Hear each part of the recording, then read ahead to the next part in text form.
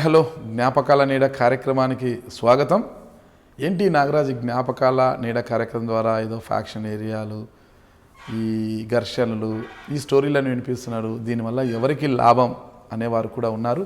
అందులోనే ఒక భాగం కూడా కొంతమంది మా ప్రాంత చరిత్ర గురించి మాకు తెలియజేస్తున్నారు, చాలా ఇంట్రెస్టింగ్ ఉంది అనుకునేవారు కూడా ఉన్నారు. కానీ ఈ ఎపిసోడ్లు చేయడానికి ఒకటే బలమైన కారణం, ఏదో నేను సాధించాలనో ఏదో చేయాలని కాదు. అంటే గతంలో ఒక ఫ్యాక్షన్, ఇప్పుడంటే ఫ్యాక్షన్ తగ్గిపోయిందిలేండి, ఎక్కడ కూడా లేదు. కానీ గతంలో ఫ్యాక్షన్ వల్ల ఆ ప్రాంతాలు ఎలా నష్టపోయాయి, ఆ ఫ్యాక్షన్ వల్ల ఎవరు లాభపడ్డారు, ఎవరు నష్టపోయారు, ఫ్యాక్షన్లో బలైన వారి కుటుంబాల పరిస్థితి ఏంటి అసలుకి అన్న పూర్తి వివరాలు, అంటే ఆ ఫ్యాక్షన్ చేయడం వల్ల ఎలాంటి నష్టాలు ఉంటాయి, ఎలా నష్టపోతారని తెలిస్తే ఈరోజు అటువైపు ఎవరన్నా ఒక పగలు ప్రతీకారాలు ఉన్నా, ఎవరికన్నా ఆవేశం ఉన్నా కూడా అణుచుకొని అటువైపు, అంటే ముఠా తగాదులు కావచ్చు, వర్గ తగాదులు, ఈ ఫ్యాక్షన్ వైపు నడవకుండా తమ జీవనాన్ని సవ్యంగా సాగించుకుంటారు, శాంతియుతంగా ముందుకు పోతారు అన్న ఒక మెసేజ్ ఇవ్వడానికే నేను ఈ ఎపిసోడ్లు చేస్తున్నాను. ఇది చాలామంది, కొంతమందికి నచ్చచ్చు, కొంతమందికి నచ్చకపోవచ్చు. కానీ నా ఒపీనియన్,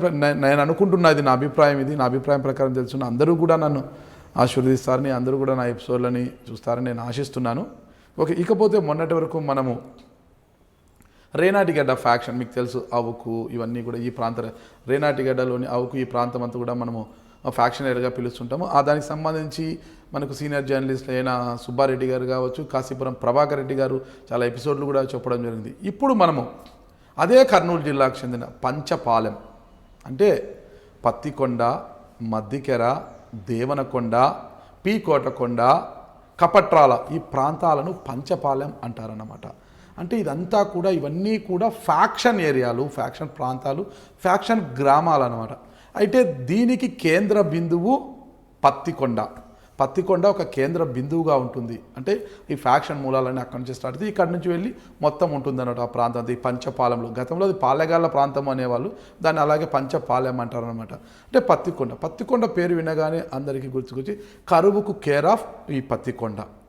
మరి ఈ పత్తికొండలో కొండలు గుట్టలు తప్పితే మనకు పంటలు ఎక్కడా కనిపించవు, పూర్తిగా వర్షాధారమే, అక్షరాస్యత కూడా తక్కువే. పంటలు పండాలంటే వర్షాలు పడాల్సిందే, వర్షాలు లేకపోతే కేవలం బోడి కొండలు గుట్టలు మాత్రమే మనకు కనిపిస్తాయి. అక్కడ అక్షరాస్యత కూడా తక్కువగా ఉండడంతో దీన్ని కొంతమంది స్వార్థ రాజకీయ నాయకులు తమ స్వార్థానికి వాడుకొని ఫ్యాక్షన్కు ఆజ్యం పోశారు. దానివల్ల ఎంతోమంది అసలు బాశారు, ఎంతోమంది హత్యలకు గురయ్యారు. చెప్పాలంటే ఒక ఎమ్మెల్యే గెలిచిన వెంటనే ఒక అతను మహాబలేశ్వరప్ప గారు 1985లో హత్యకు గురి కావడము, ఇకపోతే 1996 ఐ థింక్ ఆ పరిస్థితుల్లో మాజీ ఎమ్మెల్యేగా ఉన్న శేషిరెడ్డి గారు హత్యకు గురి కావడము, అంతకు ముందు 1979లో సైతము ఎర్రగుడి ఈశ్వరప్ప ఏదైతే సిపిఐ నుంచి గెలిచారో ఆయన కూడా మాజీ ఎమ్మెల్యే ఉంటే ఆయన కూడా హత్యకు గురి కావడము, ఇలా చెప్పుకుంటూ పోతే పదులు కాదు కదా, ఇక వందల్లో కూడా అక్కడ హత్యలు జరిగాయి. అసలు ఏంటి అసలుకి ఈ పత్తికొండలో ఈ ఫ్యాక్షన్కి ఆజ్యం పోసింది ఎవరు, అసలు పత్తికొండ యొక్క నియోజకవర్గం యొక్క నేపథ్యం ఏంటి అని తెలుసుకోవడానికి ఈరోజు మనతో ఉన్నారు పత్తికొండ నియోజకవర్గం బీజేపీ ఇన్ఛార్జ్, పత్తికొండ నియోజకవర్గం పరిధిలోని పెలవెలి గ్రామానికి చెందిన ఈడిగ రంగాగౌడ్ గారు. ప్రస్తుతం మనతో ఈడిగ రంగాగౌడ్ గారు ఉన్నారు, ఆ వివరాలన్నీ తెలుసుకుంటాం. నమస్తే రంగాగౌడ్ గారు. నమస్కారం అండి. ఓకే, ఎలా ఉన్నారు? బాగున్నామండి. మీ ఏరియా పత్తికొండ అంటేనే ఒక ఫ్యాక్షన్కి కేంద్ర బిందువు, పంచపాలెంలో అది ఒక ప్రాంతము, ఈ పంచపాలెంకి కేంద్ర బిందువే పత్తికొండ, అది ఫ్యాక్షన్. మిమ్మల్ని చూస్తే అతిపెద్ద ఫ్యాక్షన్ లీడర్గా కనిపిస్తున్నారు కానీ బీజేపీ నాయకులు మీరు, మీ కాషాయపు జిబ్బా, ఆ బొట్టు అదంతా, కానీ మీ వేషధారణ, ఆ గడ్డము, ఆ జుట్టు అంతా చూస్తే మాత్రం మీరే ఒక పెద్ద బడా ఫ్యాక్షన్ లీడర్ లాగా కనిపిస్తున్నారు. ఏంటలా ఏమన్నా మొక్కుబడా అంటే అలాగే ఉంటారా మీరు? అదేం లేదండి, నేను ఉండేదే ఇలా చదువు చిన్నప్పటి నుంచి కూడా ఈ కుంకాధారణ కష్టం అసలుకైనా ఇష్టం. అది కుంకాధారణ అంటేనే మాకు, నేను ఏబీవీపీ నుంచి వచ్చాను, దాదాపు జర్నలిజంలో ఒక 20 సంవత్సరాల దాకా పనిచేశాను. ఓకే, ఒక విషయం అండి, మన రంగాగౌడ్ గారు ఒక సీనియర్ జర్నలిస్ట్, నేను ఇది ఇంటర్వ్యూలో చెప్పడం మర్చిపోయాను, ఒక సీనియర్ పాత్రికేయులు కూడా అయినా, చెప్పండి. 20 సంవత్సరాల పాటు జర్నలిస్ట్గా పనిచేస్తూ ఏబీవీపీలో పనిచేస్తూ ఏబీవీపీ నుంచి భారతీయ జనతా పార్టీలో ఒక అధికార పార్టీకి చెందిన, కేంద్ర అధికార పార్టీకి చెందిన భారతీయ జనతా పార్టీలో ఎమ్మెల్యేగా పోటీ చేయడానికి అవకాశం కల్పించడం జరిగిందని. ఓకే, ఎమ్మెల్యేగా కూడా. అయితే నా మనసు అయితే చాలా మెతక, మనిషి చూడడానికి మృదు మాత్రం స్వభావి మీరు, మృదు మృదు స్వభావి, మనిషి చూడడానికి మాత్రం గంభీరంగా కనిపిస్తుంటారు. ఓకే ఓకే, గంభీరంగా కనిపిస్తారని మీ మనసు మాత్రం వెన్న అన్నమాట. ఓకే, ఇక ఫ్యాక్షన్ ఏరియాలో పుట్టారు, ఇలా మృదు స్వభావాలు వెన్నలాంటి మనసు ఉన్నవారు ఉంటారా? ఖచ్చితంగా ఉంటారండి. ఉన్నారా? ఖచ్చితంగా ఉన్నారు. ఒక్కసారి మనము అంటే ఈ ఫ్యాక్షన్ ఎపిసోడ్లలోకి వెళ్ళే ముందు రంగాగౌడ్ గారి గురించి తెలుసుకోవాలన్నా నేను. మీ కుటుంబ నేపథ్యం, తల్లిదండ్రుల పేరు, సార్ మీరేం చేసేవారు చెప్పండి ఫస్ట్. మీ తల్లిదండ్రులు ఏం? మా నాన్న పేరు తిమ్మప్ప, మా అమ్మ పేరు తిమ్మప్ప గౌడ్, మా అమ్మ పేరు శ్రీదేవి.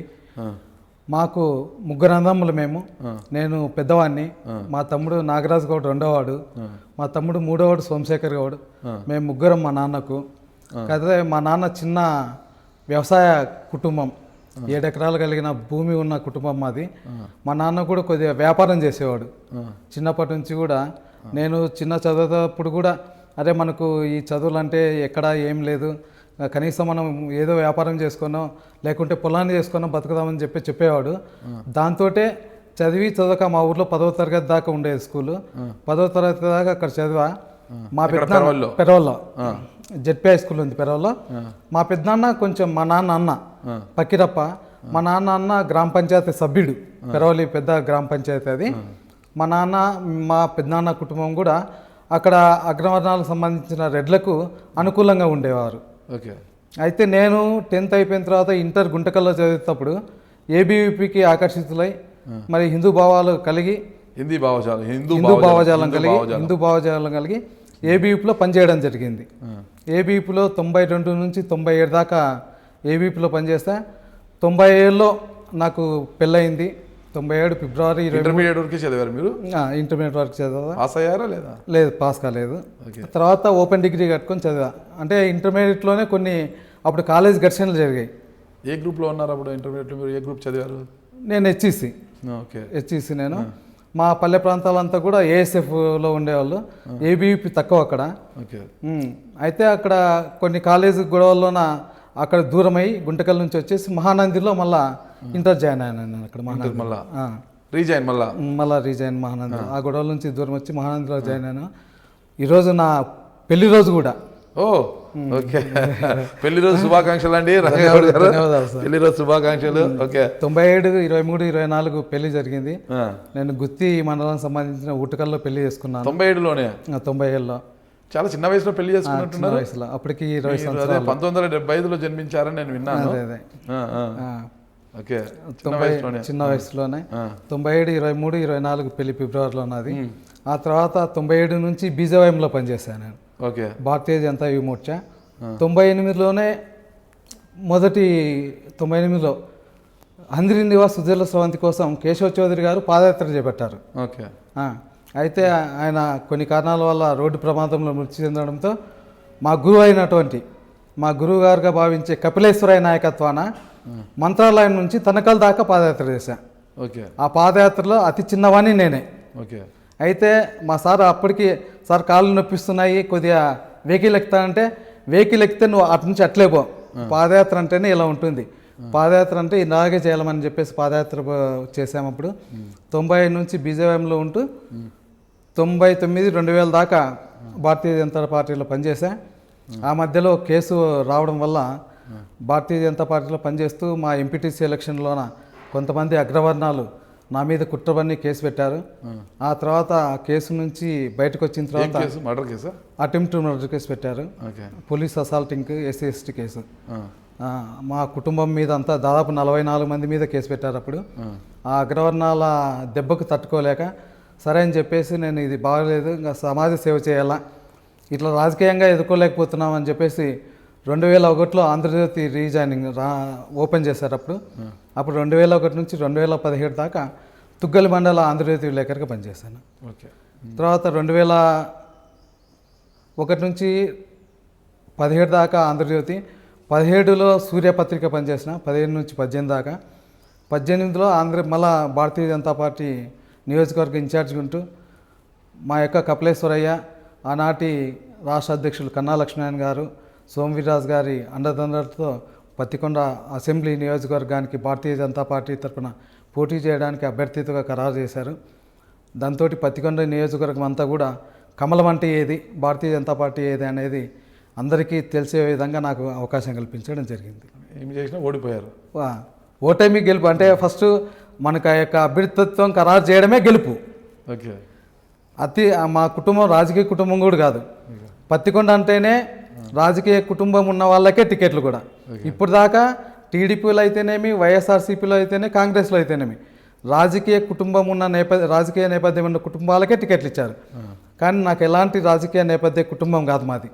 చిన్న స్థాయి నుంచి ఈ స్థాయి ఎమ్మెల్యేగా పోటీ చేసేందుకు భారతీయ జనతా పార్టీ అవకాశం కల్పించింది. ఓకే. అది ఇంకా అక్కడికి మీ నేపథ్యం పాత్రికేయ వృత్తికి రామ్ చెప్పేసి ఇక వద్దు అనేసి ఇక మీరు రాజకీయ నాయకులుగా కొనసాగుతున్నారు అన్నమాట. ప్రస్తుతం అంటే ఎక్కడ పెళ్లి చేసుకున్నారు? గుత్తి మండలం గుట్టకల్లు. ఎంతమంది పిల్లలు మీకు?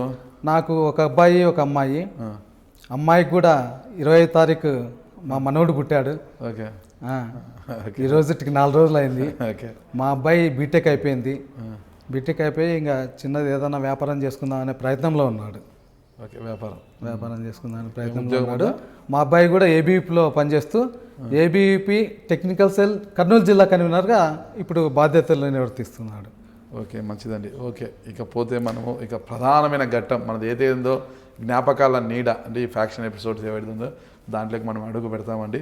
ఏంటి పత్తికొండ అంటే పంచపాలెల్లో ఒకటైన పత్తికొండ ఫ్యాక్షన్కి కేంద్ర బిందువు ఉంటుంది. అసలు పత్తికొండ నియోజకవర్గ నేపథ్యం ఏంటి? నాకు తెలిసి 1952లో పత్తికొండ నియోజకవర్గంగా ఆవిర్భవించింది, ఏర్పాటైంది అంటారు. ఏం జరిగింది అసలు? ఎలా పత్తికొండ యొక్క నేపథ్యం గురించి చెప్పండి. పత్తికొండ ఇప్పటికీ కూడా చాలా కరువు ప్రాంతం. అయితే పత్తికొండ అంటేనే పోరాటాల పురిటిగడ్డది. ఈ జిల్లా పడిమటి ప్రాంతమైన పత్తికొండలో అనేక ఉద్యమాలు కూడా అక్కడి నుంచే మొదలయ్యాయి. గతంలో తెలుగుదేశం పార్టీ లేకున్నప్పుడు కూడా కమ్యూనిస్టు పార్టీలు అక్కడ ఎంతో ప్రభావితం కలిగినాయి. 1952లో పత్తికొండ నియోజకవర్గం ఏర్పడినప్పుడు ఆ రోజు ఫిర్కాలుగా ఉండేవి. పెరవలి ఫిర్కా, కృష్ణగిరి ఫిర్కా, దేవనకొండ ఫిర్కా, పత్తికొండ ఫిర్కా అని చెప్పేసి ఫిర్కాలుగా ఉండేవి. అప్పుడు ఆ కమ్యూనిస్టు ప్రభావం ఉన్న ప్రాంతాలన్నీ కూడా ప్రజా సమస్యల కోసం పోరాడుతూ వచ్చారు. 1955లో ఎన్నికలు జరిగాయి. ఆ ఎన్నికల్లో ఇండిపెండెంట్గా లక్ష్మీనారాయణ రెడ్డి గారు, తర్వాత ఎర్రగుడి ఈశ్వర్రెడ్డి గారు సిపిఐ నుండి పోటీ చేశారు. ఇప్పుడు 1952లో 55లో ఓకే. 52 అయిపోయిన తర్వాత నియోజకవర్గంగా ఏర్పడిన తర్వాత 55లో మొదటి ఎన్నిక జరిగింది. ఆ 55లో ఇండిపెండెంట్గా లక్ష్మీనారాయణ రెడ్డి గారు, సిపిఐ అభ్యర్థిగా ఎర్రగుడి ఈశ్వర్రెడ్డి గారు పోటీ చేయడం జరిగింది. అయితే అప్పుడు టీడీపీ ఈ పార్టీ లేకపోవడంతో ప్రధానంగా ఈ కాంగ్రెస్ వాళ్ళకు సిపిఐ వాళ్ళకే పోటీ ఉండేది. అయితే ఎక్కువ ప్రజా సమస్యల పరిష్కారం కోసం ఈశ్వర్రెడ్డి గారు పోరాటం చేసేవాళ్ళు. అటు మరి తర్వాత 57 ఎన్నికల్లో కూడా ఈశ్వర్రెడ్డి గారు పోటీ చేశారు. మరి 62లో కూడా ఈశ్వర్రెడ్డి గారు పోటీ చేశారు. 62లో ఈశ్వర్రెడ్డి గారు గెలుపొందడం జరిగింది. 62లో గెలుపొందిన తర్వాత అక్కడ అటవీ ప్రాంతం అంతా బోడవండ ఫారెస్ట్ అయితేనేమి, తుగ్గలి ఫారెస్ట్ అయితేనేమి, పందికొండ రిజర్వ్ ఫారెస్ట్ అయితేనేమి ఎక్కువ అటవీ ప్రాంతాలు. అసలు పత్తికొండలో అత్యధికంగా గిరిజన గ్రామాలు ఉన్నాయి పత్తికొండ నియోజకవర్గంలో. అందులో తుగ్గలి మండలంలో అత్యధిక తాండాలు ఉన్నాయి గిరిజన గ్రామాలు. ఆ గిరిజన గ్రామాల్లో ఉన్న వ్యవసాయ కూలీలకు భూ పంపిణీ చేయడం జరిగింది ఆ రోజు ఈశ్వర్రెడ్డి గారు. ఈ విధంగా కొన్ని కార్యక్రమాలు ఎర్రగుడి ఈశ్వర్రెడ్డి గారు ఇలా ప్రజా కార్యక్రమాలు చేస్తూ మంచి పేరు తెచ్చుకుంటాడని చెప్పేసి మంచి పేరు సంపాదించాడు. అయితే ఓడిపోయిన తర్వాత 1972లో అనుకుంటా, 72లో అనుకుంటా బహుశా 72లో ఓడిపోయిన తర్వాత 1979లో హత్య గావించబడ్డాడు. ఎందుకు? ఈశ్వర్రెడ్డి గారు. అయితే అప్పుడు మాకు ప్రధాన వ్యక్తి ఇతనే అవుతాడేమో అని చెప్పేసి కొంతమంది అగ్రవర్ణాలు, ఈశ్వర్రెడ్డి గారు కూడా రెడ్డి అగ్రవర్ణాలకు సంబంధించిన అయినప్పటికీ కూడా అక్కడ బడుగు బలహీన వర్గాలు అత్యధికంగా ఉండేవాళ్ళు. అతన్ని బాగా ప్రేమించేవారు అని చెప్పేసి మా పెద్దలు చెప్పేవారు, మనకు కూడా సమాచారం. 79లో ఎప్పుడైతే ఈ అగ్రవర్ణాలు అయితే పూర్తిగా ఇతని బలం చేకూరుతుంది పత్తికొండ నియోజకవర్గంలో అని చెప్పేసి అనుకొని అప్పుడు ఎమ్మెల్యేగా ఉన్నటువంటి కేబీ నర్సప్ప గారు కాంగ్రెస్ నుంచి గెలుపొందాడు. కేబీ నర్సప్ప గారు అంతకుముందు ఓడిపోయాడు. తర్వాత కేపీ నరసప్ప గారు ఈశ్వర్రెడ్డి మధ్య పోటీ జరగడంతో 1979లో 72లో కేపీ నరసప్ప గెలుపొందడం జరిగింది. తర్వాత 79లో ఎలాగైనా చేయాలని చెప్పేసి అతన్ని హత్యకు కుట్రపన్నారు. అప్పుడు జొన్నగిరి గ్రామానికి చెందిన కొంతమంది బస్సులో వస్తుండగా గిరియేట్ల గ్రామ సమీపాన దారి కాచి బస్సులోనే ఈశ్వర్రెడ్డి గారిని హత్య చేయడం జరిగింది. అంటే పోటీ అనేది సహజం, ఎక్కడైనా కూడా పోటీ అనేది ఉంటుంది. ప్రత్యర్థి ఉన్నప్పుడే మన బలం ఏంటో మనకు తెలుస్తుంది. అలాంటప్పుడు కేబీ నరసప్ప ఈశ్వర్రెడ్డి కన్నా అంత బలహీనుడా? అంటే కేపీ నరసప్ప గారు ఆయన కూడా బీసీ వర్గానికి చెందిన వాళ్ళే. అయితే అక్కడ ప్రధాన అంశం ఏమంటే కాంగ్రెస్ పార్టీ అంటేనే అక్కడ అగ్రవర్ణ కులానికి సంబంధించిన పార్టీ అని చెప్పేసి పతికొండలు అనుకునేవాళ్ళు. ఇప్పటికి కూడా ఎక్కువ భాగం రెడ్లదే కాంగ్రెస్ పార్టీ. ఓకే, దాన్ని జీర్ణించుకోలేకపోతున్నారు. ఈశ్వర్రెడ్డి గారి గెలుపునైతేనేమి, ఈశ్వర్రెడ్డి గారు చేస్తున్న ప్రజా సమస్యల పరిష్కారం అయితేనేమి, పోరాటం అయితేనేమి. ఓకే, కేబీ నరసప్ప దగ్గరుండే ఇతర రెడ్లు కూడా ప్రోత్సహించడంతో ఈశ్వర్రెడ్డి హత్యకు కుట్రపన్నారు. ఓకే. అప్పుడు జొన్నగిరి అంటే అదే బడుగులో బలహీన వర్గాలతోటే ఈశ్వర్రెడ్డిని చంపించేశారు. అప్పుడు 79లో ఆయన అడ్డు ఉంటే ప్రతిసారి అడ్డు తగులుతుంటాడు, ఇక ఆయన చంపేస్తే ఇంకా నాకు అడ్డు ఉండదని కేపీ నరసప్ప భావించారు. కేపీ నరసప్ప అని చెప్పలేం కానీ కాంగ్రెస్ వర్గీయులు ఏదైనా ఇంకా ఎవరు హస్తం ఉందో చంపేశారు. తర్వాత ఏం జరిగింది అసలుకి? ఎక్కడ చంపారు, ఎలా చంపారు? కొద్దిగా కోర్టు పని నిమిత్తం, అంటే అప్పుడు అతనికి వెహికల్ వేరేటి వాహనాలు ఏమీ లేవు. బస్సుకు రావడం, బస్సు పోవడమే, లేదంటే ఎద్దుల బండి అంతే. గుత్తి నుంచి పత్తికొండకు వస్తుండగా గిరిగెట్ల అని చెప్పేసి ఒక మిట్ట ప్రాంతం ఉంది గిరిగెట్ల దగ్గర. ఆ గిరిగెట్ల దగ్గర టర్నింగ్ ఉంది, గౌనికొండ గిరిగెట్ల ప్రాంతంలో టర్నింగ్ ఉంది. ఆ టర్నింగ్ దగ్గర కాపు కాచి బస్సుకి, అప్పుడు రోడ్లు కూడా ఇంత ఉండేటు కాదు, ఇరుకు రోడ్లు ఆ టర్నింగ్లో కాపు కాసి గుంతావల్ అని చెప్పేసి జొన్నగిరి గ్రామానికి చెందిన గుంతావల్ వాల్మీకులు వాళ్ళని పురమాయించి హత్య చేయించారు. అప్పుడు ఈ కాంగ్రెస్ వర్గీయులు గుంతావల్ అనేవాళ్ళు. ఓకే, అప్పుడు దాదాపు 12 మంది పైన కేసు నమోదైనట్లుంది. అవునా? అందరికీ ఏమైనా శిక్షలు పడ్డాయా? కొంతమందికి పడ్డాయి. ఆ మధ్యకాలంలో విచారణ జరుగుతుండగానే కొంతమంది మృతి చెందారు. ఓకే. ఇక ఎర్రగుడి ఈశ్వర్రెడ్డి గారి యొక్క మరణానంతరం, హత్యానంతరం మరి ఆయన పిల్లలు కావచ్చు, ఆయన సంతానం ఏమైనా ప్రతీకార్యచ చేయడం కానీ, ఆ ప్రాంతంలో ఏమైనా అలజడి రేగడం కానీ ఏమైనా జరిగిందా? అయితే ఈశ్వర్రెడ్డి హత్య జరిగిన తర్వాత అనేక మంది కూడా అంటే ప్రతీకార చర్య చేయలేదు, కానీ అయితే చాలా మంచోడు, ఈశ్వర్రెడ్డిని చంపడం ఇది భావ్యం కాదు అని చెప్పేసి మరి దాడులు పూనుకోవడానికి ప్రయత్నం చేశారు అన్నారు. కానీ అయితే వాళ్ళ కుటుంబీకులు ఎవరు కూడా ఆ విధంగా ప్రతీకార చర్య ఇప్పుడు దాకా తీసుకోలేదు. అంటే సిపిఐలో కావచ్చు, ఇప్పుడు సిపిఎంలో కావచ్చు, వారిని ఎవరన్నా వారి యొక్క అనుచరులం కావచ్చు, కుటుంబ హత్య చేస్తే ఖచ్చితంగా వాళ్ళు ప్రతీకారం తీర్చుకుంటారు అంటారనమాట, వదిలిపెట్టరు అంటారు అనమాట. కానీ అలాంటి సంఘటనలు ఏమైనా జరిగాయి ఆ రోజుల్లో? జరగలేదు, ఏం జరగలేదు. ఓకే, అలాంటివి ఏం జరగలేదు. ఆయన కుటుంబం కూడా ఇప్పుడు ఏదో ఈశ్వర్రెడ్డి గారి కుటుంబం ఒకరు ఎరుగుల్లో ఉన్నారు, ఇంకొకరు హైదరాబాద్లో ఉన్నారని కుమారులు. ఏం చేస్తున్నారు వాళ్ళు చిన్న వ్యవసాయం పనులు వేసుకుంటున్నాడు. ఎరుగుల్లో భాస్కర్ రెడ్డి అని ఉన్నాడు, ఇప్పటికీ సిపిఎం పార్టీలోనే పనిచేస్తున్నాడు. సిపిఎం నుంచి సిపిఎంగా విడిపోయిన తర్వాత ఆయన ఆ పార్టీలోకి వెళ్ళాడా? సిపిఐ నుంచి సిపిఎం విడిపోయిన తర్వాత సిపిఐ నుంచి 55లో పోటీ చేశాడు. సిపిఐ పార్టీ 2 విభజన అయిన తర్వాత సిపిఎం అభ్యర్థిగా పోటీ చేసి గెలుపొందాడు. సిపిఎం పార్టీలో కొనసాగుతున్నాడు అప్పటి నుంచి ఇప్పుడు దాకా. ఎవరు? ఎర్రగుడి ఈశ్వర్రెడ్డి కుమారుడు కూడా ఆయన చనిపోయిన తర్వాత భాస్కర్ రెడ్డి వాళ్ళు సిపిఎం నుంచే ఉన్నారు, సిపిఐలో లేదు. Okay, CPMA. ఓకే. అసలు పత్తికొండ యొక్క నియోజకవర్గాన్ని తీసుకుంటే అక్కడ కేవలం కొండలు గుట్టలు తప్పితే పంటలు మనకు కనిపించవు అంటారు. వర్షాధారమే, కేవలం వర్షాధారమే, అక్షరాస్యత కూడా చాలా తక్కువ. ఎందుకు ఈ పరిస్థితి ఉంది అసలుకి? మాకు ఒక దురదృష్టం అండి, పాలకులు అత్యధికంగా విజయభాస్కర్ రెడ్డి గారు ముఖ్యమంత్రి, మా యొక్క పత్తికొండ నియోజకవర్గానికి బంధుత్వం ఉన్నది. మా పత్తికొండ నియోజకవర్గానికి సమీపానే ఆయన సొంతూరు కూడా. తర్వాత వైఎస్ రాజశేఖర రెడ్డి గారు కూడా అణచివేతవర్గం ఉంది, బంధుత్వం ఉంది పత్తికొండ నియోజకవర్గంలో. అంద్రీనివా కాలువ కోసము పాదయాత్ర చేసి అంద్రీనివా సాధన కోసం అంత ప్రయత్నం చేసిన అంద్రీనివా మా పత్తికొండ ప్రాంతంలోనే వెళ్ళిపోతున్నప్పటికీ కనీసం తాగునీరు సాగునీరు కూడా మాకు అందివ్వలేకపోయినారు.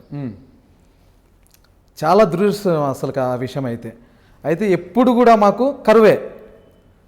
ఏ రోజు అతి వర్షం అన్న అతివృష్టి అని ఉంటుంది, అనావృష్టి అని ఉంటుంది.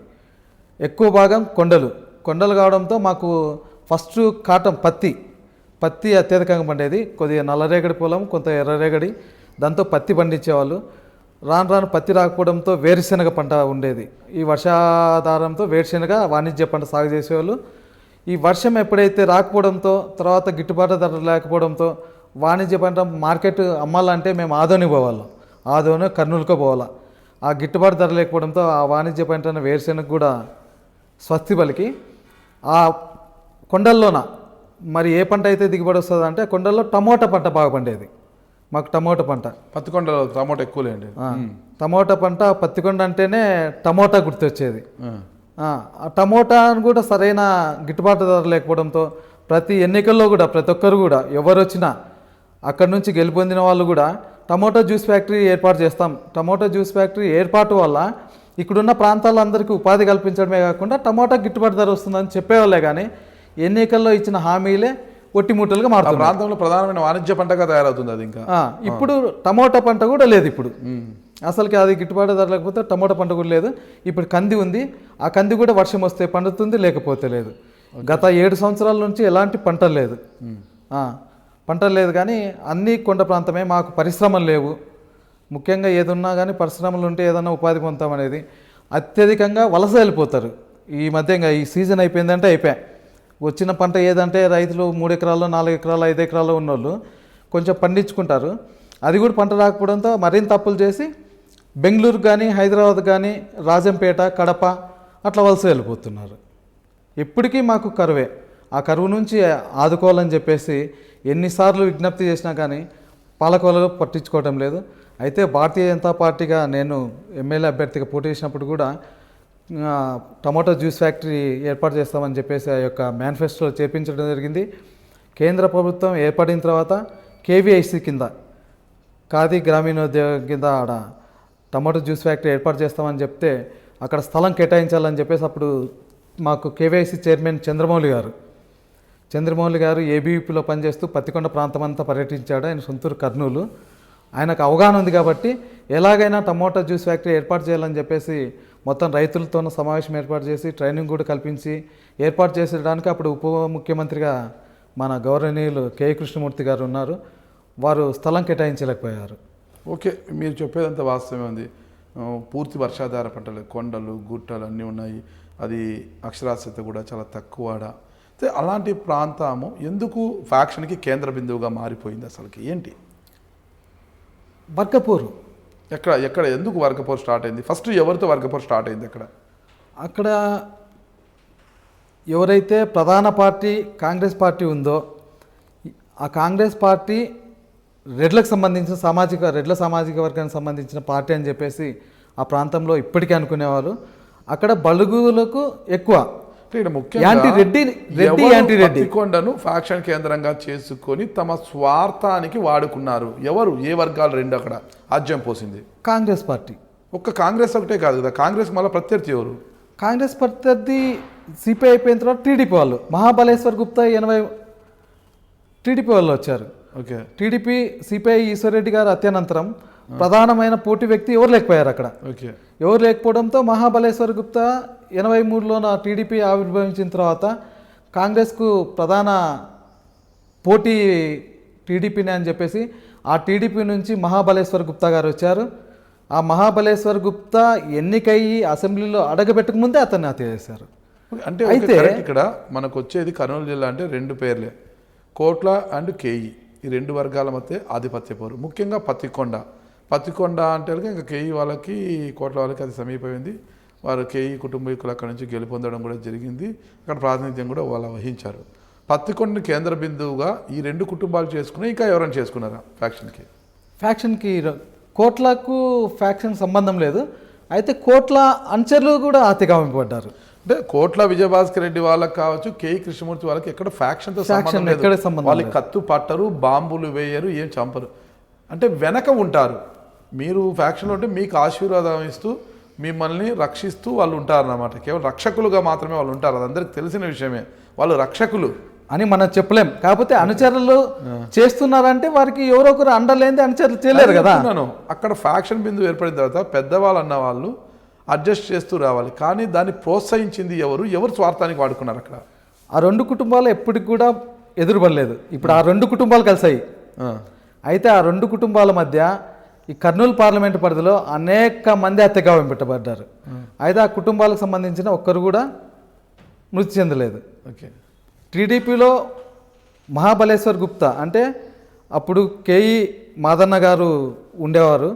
కేఈ మాదన్న గారి తర్వాత మహాబలేశ్వర్ గుప్తా ఈ టీడీపీకి అండదండలు. కానీ కేఈ మాదన్న గారు బీసీలకు అండదండ అని చెప్పేసి కేఈ మాదన్న గారు కాంగ్రెస్లో ఉన్న వాళ్ళే, టీడీపీలో లేరు. అప్పుడు టీడీపీ కేఈ మాదన్న గారు లేరు కాంగ్రెస్లోనే. ఆయన కేఈ కృష్ణమూర్తి గారు కూడా కాంగ్రెస్ తెలుసు. అయితే మహాబలేశ్వర్ గుప్తా వాళ్ళు ఆరువయసులు అయినప్పుడు కూడా మంచి గట్టివారు. ఆ విలేజ్ పెండేకల్ విలేజ్ అని ఉంది, పెండేకల్ గ్రామం. ఆ గ్రామం నుంచి వచ్చిన వాళ్ళు. ఆయన అయితే ఆయనకంతటికి వెనక ఎవరు లేరు, జనమే. మహాబలేశ్వర్ గుప్తా గారికి జనమే బలం. కానీ కాంగ్రెస్ పార్టీ నాయకులకు అలా కాదు. జనబలం లేకున్నా వారి యొక్క అధిష్టాన బలం ఉన్నది. అధిష్టాన బలంతో ఎలాగైనా కానీ హత్యలు చేయాలా, హత్య చేసి మా వైపు తిప్పుకోవాలా. మహాబలేశ్వర్ గుప్తా గారు పోటీ చేసినప్పుడు, టీడీపీగా పోటీ చేసినప్పుడు అనేక మంది ఏజెంట్లుగా నిలబడ్డాలన్నా కానీ ఆలోచన చేసేవాళ్ళు. ఓకే, అదే నేను చెప్పేది. 1952లో నియోజకవర్గం ఫస్ట్ అంతకుముందు ఆ ప్రాంతం అంతా పాలెగాళ్ళ రాజ్యం. అది పాలెగాళ్ళ రాజ్యం వచ్చింది. పాలెగాళ్ళ రాజ్యం పోయి తర్వాత బ్రిటిషర్ల పరిపాలన వాళ్ళు వచ్చిన తర్వాత అవన్నీ కూడా మారిపోయి ఇప్పుడు పంచపాలెంగా మారిపోయింది. అంటే పత్తికొండ నియోజకవర్గంలో ఆ కేంద్ర బిందువు చేసి ఎందుకు ఫ్యాక్షన్ నడిచింది, ఎవరి స్వార్థ ప్రయోజనాల కోసం నడిచింది అనేది అక్కడ అదే చెప్తున్నాను కదండి. కాంగ్రెస్ వాళ్ళకి సంబంధించిన స్వార్థ ప్రయోజనం కోసమే, అక్కడున్న రెడ్ల యొక్క స్వార్థ ప్రయోజనమే. అంటే నేను ఒకటి చెప్తుంటే ఒక్కరి కోసం కాదు, ఆపోజిట్ ఎవరైనా ఉంటేనే నడుస్తుంది. అంటే ఆపోజిట్కి వేరే వర్గం లేదు, వర్గం లేకుండా జనమే వర్గం వాళ్ళకి. కరెక్ట్. ఇప్పుడు కాంగ్రెస్ పార్టీ యుద్ధం చేయాలంటే ఎదుటి ఎవరైనా అపోనెంట్ ఉండాలి కదా, ఉంటేనే కదా. అవును. ఆ రోజు మహాబలేశ్వర్ గుప్తా చనిపోయారు. మహాబలేశ్వర్ గుప్తాని అడ్డు తొలగించుకోవాలని చెప్పేసి గుప్తాని చనిపోతే వారి భార్యను ఎన్నికల్లో పోటీ చేసి ఆమె గెలిచింది. తర్వాత ఎన్నికల్లో ఎలాగా ఉండకూడదని చెప్పేసి అనేక విధాల కుట్రలు పన్ని ఫ్యాక్షన్ అనేది ఎప్పుడు ఏర్పడింది అసలు పత్తికొండలో? నియోజకవర్గం మొదలైనప్పటి నుంచి ఉందండి ఫ్యాక్షన్ అనేది. ఎవరి మధ్య ఉన్నింది? రెడ్డి సామాజిక వర్గం, ఇతరులు. ఎవరు ఆ రెడ్డి సామాజిక వర్గం? ఇప్పుడు అంటే గతంలో కాంగ్రెస్ పార్టీలో ఉన్న రెడ్డి సామాజిక వర్గం అంతా దేవనబండ రామకృష్ణారెడ్డి గారు అయితేనేమి, తర్వాత తమ్మారెడ్డి గారు అయితేనేమి, తర్వాత శేషరెడ్డి గారు అయితేనేమి, ఈ విధంగా కాంగ్రెస్ పార్టీలో అత్యధికంగా రెడ్ల వర్గమే. కేబీ నరసప్ప గారు ఉన్నారు. కేబీ నరసప్ప గారు ఉన్నప్పుడు కూడా హత్య చేయబడ్డారు. కేబీ నరసప్ప ఎమ్మెల్యేగా ఉన్నప్పుడే కదా ఈశ్వరి గారిని చంపింది. ఓకే. కేబీ నరసప్ప ఇది సాధారణ మరణమా, హత్యకు గురయ్యారా? సాధారణ మరణం.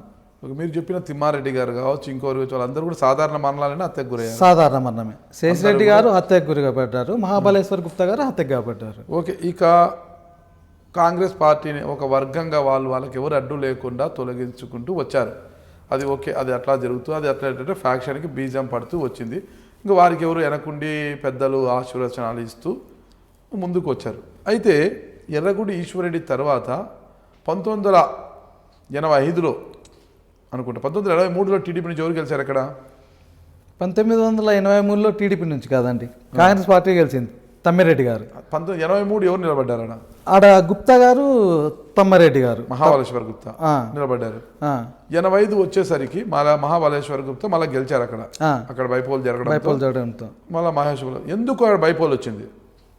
అప్పుడు ఏదో నాదెండ్ల భాస్కర్రావు గారు ఏదో రాష్ట్ర వ్యాప్తంగా జరిగిన ఎన్నిక, పత్తికొండ కాదు రాష్ట్ర వ్యాప్తంగా జరిగింది. నాదెండ్ల మనోహర్ గారి ఎపిసోడ్తో రాష్ట్ర వ్యాప్తంగా 2 సంవత్సరాల గవర్నమెంట్ మళ్ళీ ఉప ఎన్నికలు, మళ్ళీ మధ్యంతర ఎన్నికలు వచ్చాయి. ఉప ఎన్నికలు కాదు అవి, మధ్యంతర ఎన్నికలు వచ్చాయి. ఆ మధ్యంతర ఎన్నికల్లో మళ్ళా కాంగ్రెస్ పార్టీ అభ్యర్థి ఎవరు అక్కడ?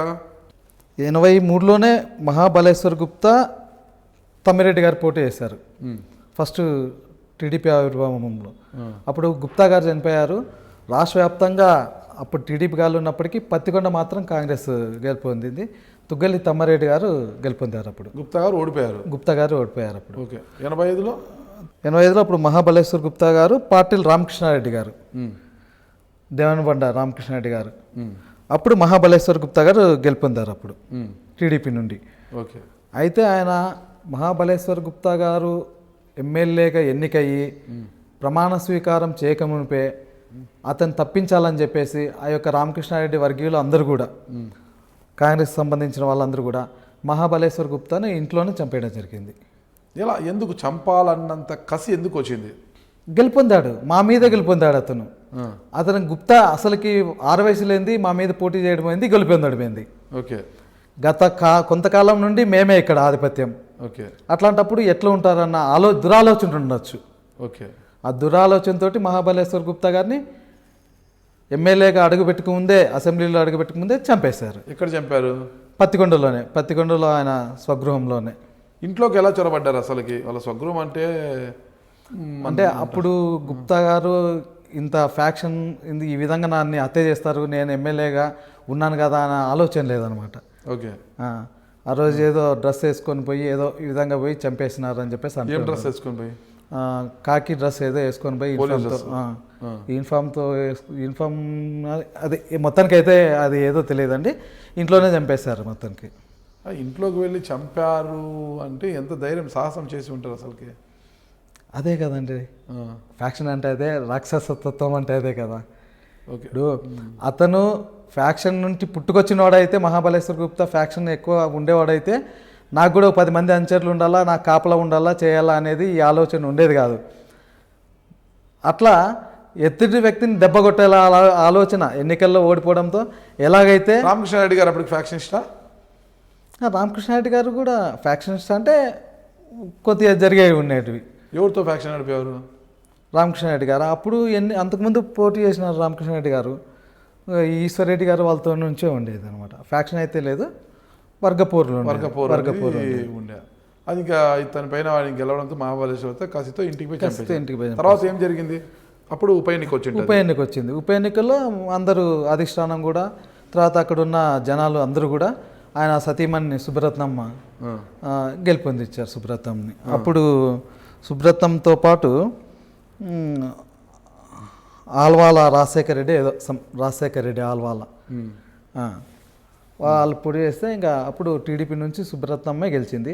సుబ్రత్నమ్మ ఎమ్మెల్యేగా 2 years పనిచేసిన తర్వాత ఇప్పుడు అక్కడ పత్తికొండలో లేకుండా పోయారు టీడీపీ.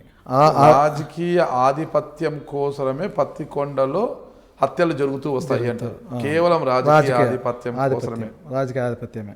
ఓకే. అంటే మహాబలేశ్వరప్ప అనవసరంగా రాజకీయాలకు వచ్చి గెలవడము, హత్యకు గురి కావడం జరిగింది. తర్వాత ఆయన హత్య ఎప్పుడైతే గురి అయ్యాడు హత్యకు 40 రోజుల్లోనే మళ్ళీ అతను హత్య చేయబడిన రామకృష్ణారెడ్డిని వాళ్ళని ఆ వర్గీయుల్ని కర్నూలులో చంపేశారు. ఎవరు చంపారు?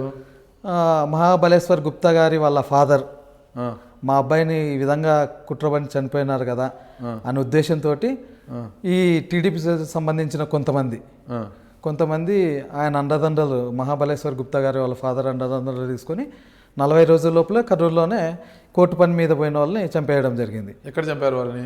కర్నూలు నగరం. ఎక్కడ? కర్నూలు రైల్వే స్టేషన్ సమీపాన అంటారు.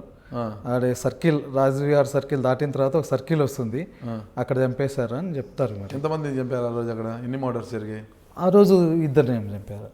రామకృష్ణారెడ్డిని, ఇంకొక అతన్ని. ఓకే. అక్కడితో ఇంకా మరి తర్వాత పెండేకల్లోన మహాబలేశ్వర్ గుప్తా వాళ్ళ చిన్నాన్న అబ్బాయిని చంపేశారు మళ్ళా. రామకృష్ణారెడ్డి అనుచరులు. మహాబలేశ్వర్ గుప్తా వాళ్ళ చిన్నాన్న కొడుకుని చంపిన తర్వాత మరి 30 రోజులకే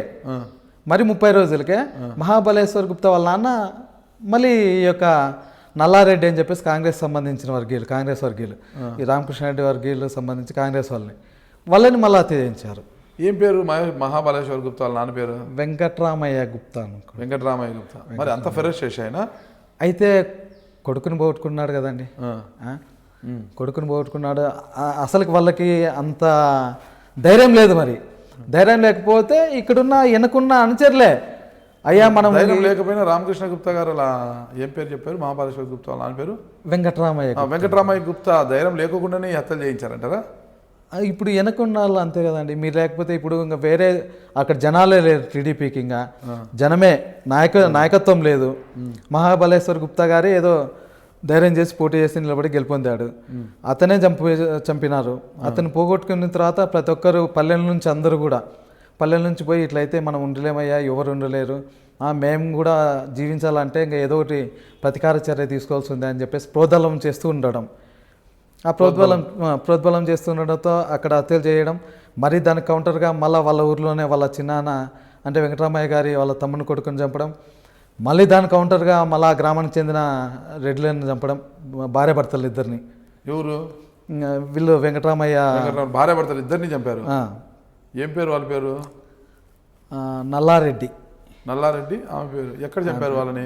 పెండేకల్ గ్రామంలోనే. పెండేకల్ గ్రామంలోనే, వారి గ్రామంలో చంపారు. పెండేకల్ గ్రామంలో చంపారు. ఇంకా ఒక్క మహాబలేశ్వర గుప్తా హత్యతో హత్యల పరంపర అనేది కొనసాగుతుంది. ఆ కుటుంబ యాక్చువల్గా అంటే ఆ కుటుంబమే యూతులకు సంబంధించిన కుటుంబాలకు సంబంధం లేదు. రెడ్లకు కుటుంబాలకు సంబంధం లేదు.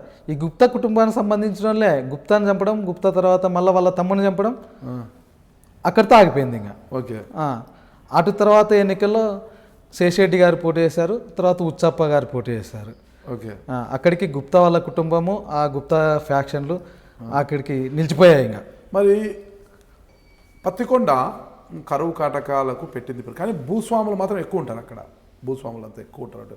భూములన్నీ బీళ్ళే అనమాట. వర్షాలు ఎవరు భూస్వాములు ఉన్నా కూడా భూములన్నీ బీళ్ళే అనమాట. కానీ ఇవన్నీ గుర్తురావు. కానీ పత్తికొండ అంటే ఫ్యాక్షనే అనేది గుర్తొస్తుంది అందరికీ కూడా. అక్కడ కరువు పరిస్థితులు అంటే పత్తికొండ సమీపం నుంచి కృష్ణమ్మ పరవళ్ళు తొక్కుతూ అలా వెళ్తున్నా కూడా పత్తికొండ పాపం దాహార్తిని తీర్చడం కావచ్చు, పత్తికొండ పంటలను సస్యశ్యామలం చేయడం కావచ్చు జరగదన్నమాట. ఈ పరిస్థితి అందరికీ అవకాశం కలిగింది. అంటే వలస వెళ్ళిపోతారు కావచ్చు, ఎక్కడో వలస వెళ్ళే వారిని హత్యకు ఉపయోగించే అస్త్రాలుగా వాడుకున్నారు చాలామంది రాజకీయ నాయకులు. ఇదే అందరూ కూడా కాంట్రాక్ట్ మర్డర్స్ ఎక్కువ అక్కడి నుంచి వస్తాయన్నమాట. నాకు తెలిసి చాలామంది కపట్రాల నుంచి, దేవనకొండ నుంచి, పత్తికొండ ప్రాంతం నుంచి కూడా కాంట్రాక్ట్ మర్డర్స్ కిల్లర్స్ ఎక్కువ అన్నారు అక్కడ. అవంతా కూడా వీళ్ళంతా కూడా అదొక షెల్టర్ జోన్ అనమాట. వీళ్ళందరికీ కూడా అక్కడ నుంచే వచ్చేది కాంట్రాక్ట్ మర్డర్స్. 500, 1000, 10,000, 20,000 తీసుకొని చెప్పాలంటే మా సమీప ప్రాంతం నాది గుత్తిలో కూడా చాలా మోటార్ సైకిల్. దాంట్లో పత్తికొండ మూలాలు చాలా ఉన్నాయి. అక్కడ నుంచి వచ్చిన వారు చంపారు, వెళ్ళిపోయారు. చాలా మూలాలు ఉన్నాయి అక్కడ అన్నీ కూడా. అసలు అలాంటి పత్తికొండ ఒక కరువు కాటకాలకు కేంద్ర బిందువు అయిన పత్తికొండలో ఫస్ట్ మర్డర్, మొదటి హత్య ఎప్పుడు జరిగింది, అసలు ఎందుకు జరిగింది? ఫస్ట్ హత్య వచ్చేసి 1976లో పత్తికొండ నియోజకవర్గంలో 1976 గారి కన్నా ముందు 76లో భీమసేన్ రావు అని చెప్పేసి ఒక కర్ణం ఉండేవాడు. భీమసేన్ రావు అని చెప్పేసి కడివెల్ల కర్ణం అతను.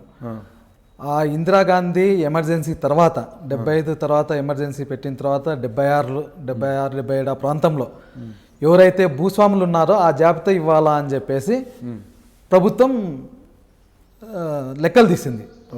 అయితే ఎవ్వరికి ఇక్కడ అనేక మంది భూస్వాములు ఉన్నప్పటికీ, అందులో అగ్రవర్ణాలకు సంబంధించిన వాళ్ళు ఉన్నప్పటికీ ధైర్యం చేసి లెక్కలు ఇవ్వలేకపోయారు. ఆ కడివెల్ల భీమసేన్ రావు అని చెప్పేసి లెక్కలు ఇచ్చాడు ఆ రోజు. ఉప్పర్లపల్లి, బొమ్మనపల్లి, కడివెల్ల ప్రాంతాల్లో ఉన్న భూస్వాముల జాబితా ఇవ్వడంతో కర్ణం మీద కక్ష కట్టి అసలైన మర్డర్ అదే అని చెప్పొచ్చు.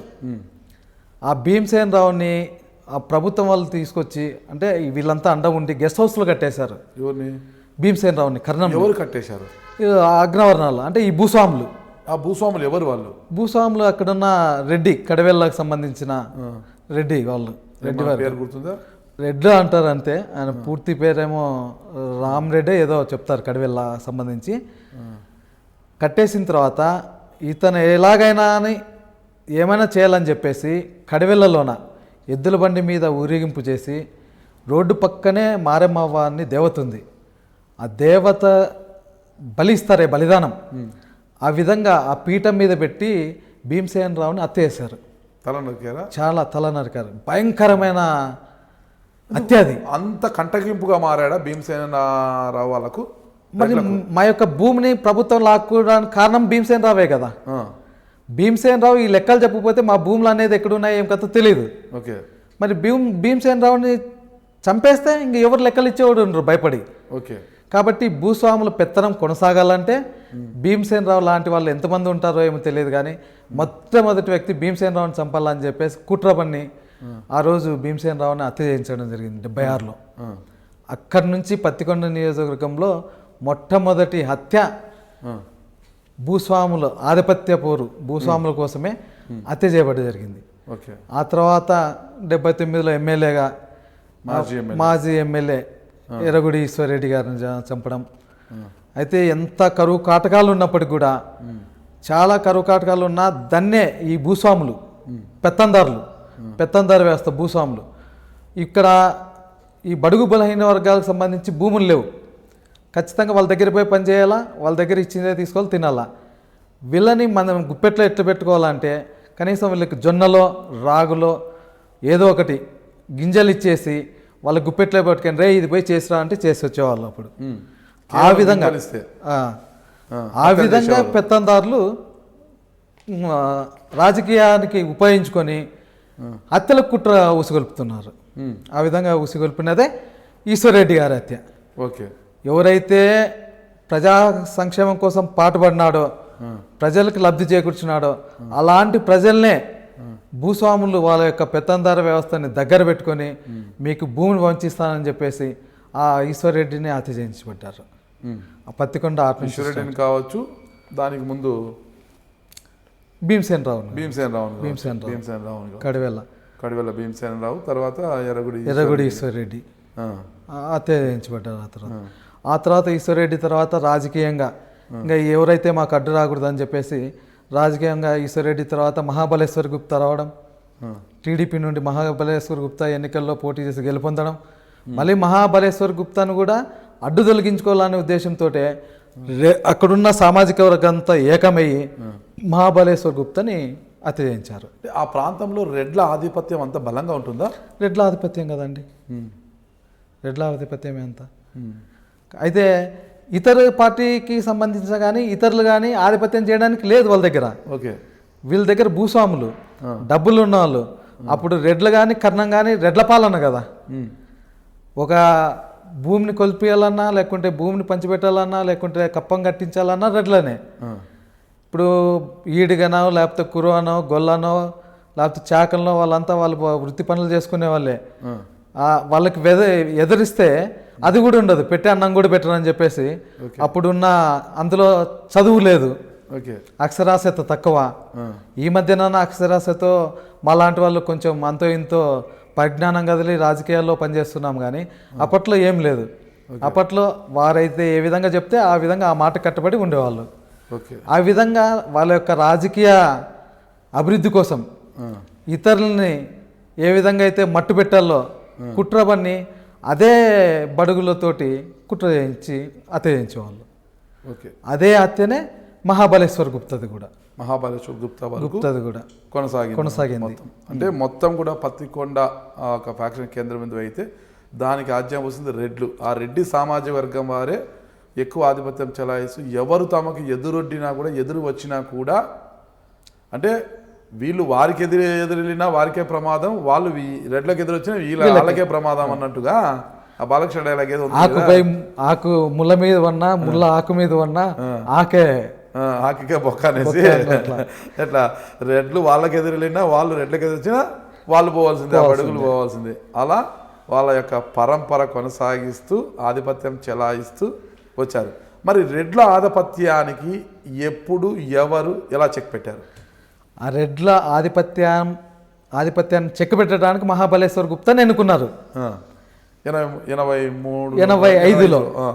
85లో మహాబలేశ్వర్ గుప్తాని. అంటే 83లో పోటీ చేసినప్పటికీ ఓడిపోయారు. భయం ఇంకా ఉండింది, అయితే ఓడిపోయారు. అప్పుడు 85లో కొద్దిగా చైతన్యం వచ్చింది. మరి 85లో చైతన్యం వచ్చి ఎవరైతే అడ్డుకట్ట వెళ్ళాలి రెడ్లకు అనుకోని చెప్పేసి మొత్తం ఉన్న సామాజిక వర్గం అంతా, ఈ బడుగులు అంతా చాకలి గొల్ల ఈడిగ కురువ హరిజన గిరిజన ఈ అందరూ కూడా ఆ యొక్క రెడ్ల ఆధిపత్యానికి అడ్డుకట్ట వేసేందుకు మహాబలేశ్వర్ గుప్తాని ఎంపిక చేసుకున్నారు. కానీ దురదృష్టవశాత్తు ఎక్కడైతే మనం దెబ్బతింటున్నామో వాళ్ళతోనే దెప్పి పొడ్చాలనే ఉద్దేశం ఆ యొక్క సామాజిక వర్గానికి మొదటి నుంచి ఉండేది. ఆ ఆలోచన క్లియర్ చేయండి. మహాబలేశ్వర్ గుప్తా రాజకీయ కుటుంబం కాదు, అతన్ని పోటీకి నిలబెట్టాలని ఎవరు అనుకున్నారు, ఎందుకు అనుకున్నారు? అంటే మహాబలేశ్వర్ గుప్తా వాళ్ళు కూడా కొంచెం అంతో ఎంతో ఆస్తి కలిగిన సంపన్నులు. ఓకే, ఆస్తి కలిగిన సంపన్నులు.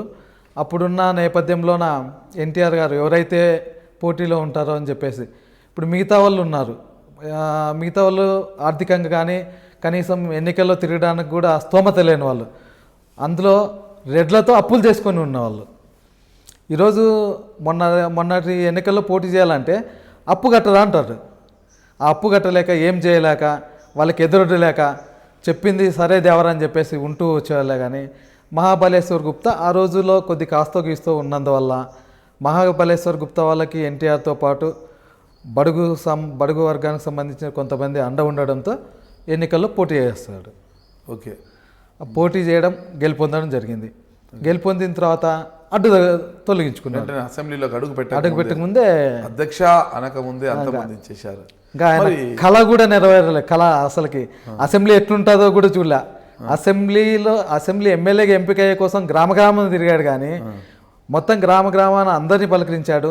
ఈ యొక్క కరువు కాటకాల్లో ఉన్న పత్తికొండ ప్రాంతాన్ని అభివృద్ధి చేస్తానని చెప్పాడు. కానీ ఆ యొక్క విషయాన్ని అక్కడ అసెంబ్లీలో చెప్పకముందే హత్య చేశారు.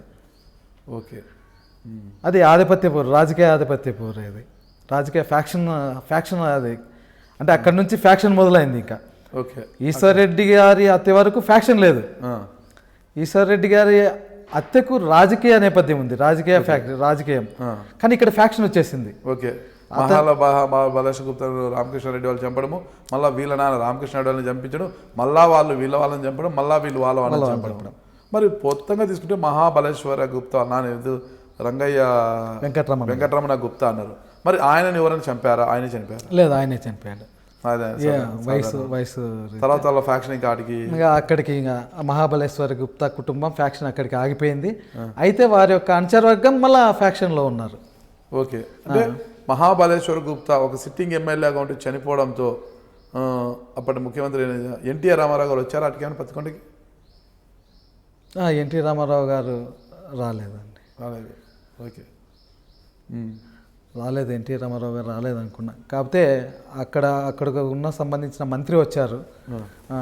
మరీ సుబ్బరత్నమ్మ ఎన్నికల్లో రామారావు గారు వచ్చారు. ఓకే, పరామర్శించడం తర్వాత ప్రచారానికి వచ్చారు. ఓకే, అది అంటే రాజకీయ ఆధిపత్యంలో భాగంగా ఇవన్నీ జరుగుతుంది. మరి మహాబలేశ్వర్ గుప్తా అనుచరులు ఇప్పటికీ ఉన్నారా? మహాబలేశ్వర్ గుప్తా అనుచరులు లేరండి, ఎవరు లేరు. వాళ్ళ అనుచరులు లేరు. అయితే ఆ పార్టీకి సంబంధించిన ఇంకా అక్కడి నుంచి ఇంకా పార్టీ వస్తూనే ఉంది. ఇంకా అయితే పత్తికొండ బీసీలకు కంచుకోట. ఎప్పుడైతే ఈ హత్య మహాబలేశ్వర్ గుప్తా హత్యకు అయిపోయిందో అప్పటి నుంచి బీసీలకు కంచుకోట పత్తికొండ. అటు తర్వాత జరిగిన ఎన్నికల్లో శేషిరెడ్డి గారు ఉచ్చప్ప మీద పోటీ చేసి గెలుపొందారు. అది చివరి ఎన్నిక అనుకుంటా కాంగ్రెస్కి ఇంకా గెలుపొందడం. ఓకే, తర్వాత ఎస్వి సుబ్బారెడ్డి గారు రావడం. ఎస్వి సుబ్బారెడ్డి గారు వాళ్ళ యొక్క ప్రాంతాన్ని ఆలగడ్డ నుంచి వదిలేసి వాళ్ళ అల్లుడు రామచంద్రరెడ్డి గారు వాళ్ళ కూతురు నాగరత్నమ్మ గారు పత్తికొండకు రావడం, ఇక్కడే స్థిరపడడం. ఆ దృష్ట్యా ఎస్వి సుబ్బారెడ్డి గారు రావడం.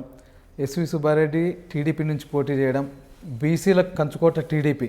ఆయన రెడ్డి అయినప్పటికి కూడా అప్పుడున్న రెడ్ల అంత దౌర్భాగ్యులు కాదని చెప్పేసి 3 సార్లు గెలుపొందిన, పత్తికొండకు 3 సార్లు గెలుపొందిన వ్యక్తి ఎస్వి సుబ్బారెడ్డి గారే. ఓకే, ఇది పత్తికొండ చరిత్ర ప్రస్తావించే పత్తికొండలో ఏదైతే ఉందో ఈ హత్యా రాజకీయాల పరంపర ఇది జరిగింది. ఇదండి, ఇది మొదటి ఎపిసోడ్. ఇది ఈ ఎపిసోడ్లో మనం ఇప్పటివరకు తెలుసుకుంది ఏంటంటే పత్తికొండ ఆ నియోజకవర్గ యొక్క స్వరూపం ఏంటి, ఎప్పుడు ఏర్పాటైంది, ఆ తర్వాత మొదటి హత్య. అంటే ఒక పత్తికొండ అంటే వర్షాధారమైన పంటలు అన్నీ కూడా కొండలు గుట్టలు తప్పితే ఏమీ ఉండదు. దీన్ని ఆసరాగా చేసుకొని కొంతమంది ఫ్యాక్షన్కి కూడా ఆజ్యం పోయడం జరిగింది. ఇకపోతే ముఖ్యంగా తొలి నుంచి కూడా రెడ్డి సామాజిక వర్గం అక్కడ కాంగ్రెస్ పార్టీలో ఉండము, వారి ఆధిపత్యం చెలాయిస్తూ వారికి ఎదురు వచ్చినా కూడా వారికి ఎవరైనా ఎదురు వెళ్ళితే వారిని హత్య చేయడము, మరి ఆధిపత్యం కొనసాగించడం చేస్తూ వచ్చారన్నమాట. అంటే కాంగ్రెస్ పార్టీ అంటే తెలుగుదేశం పార్టీ ఆవిర్భావం వరకు కూడా అక్కడ కాంగ్రెస్ పార్టీ అనవచ్చు, అక్కడి యొక్క రెడ్డి సామాజిక వర్గం యొక్క వారి యొక్క ఆధిపత్యం కొనసాగుతూ వచ్చింది. ఇందులో భాగంగానే 1979లో మాజీ ఎమ్మెల్యే సిపిఎం నుంచి గెలిచిన మాజీ ఎమ్మెల్యే ఎర్రగుడి ఈశ్వర్రెడ్డి గారిని హత్య చేయడం కావచ్చు.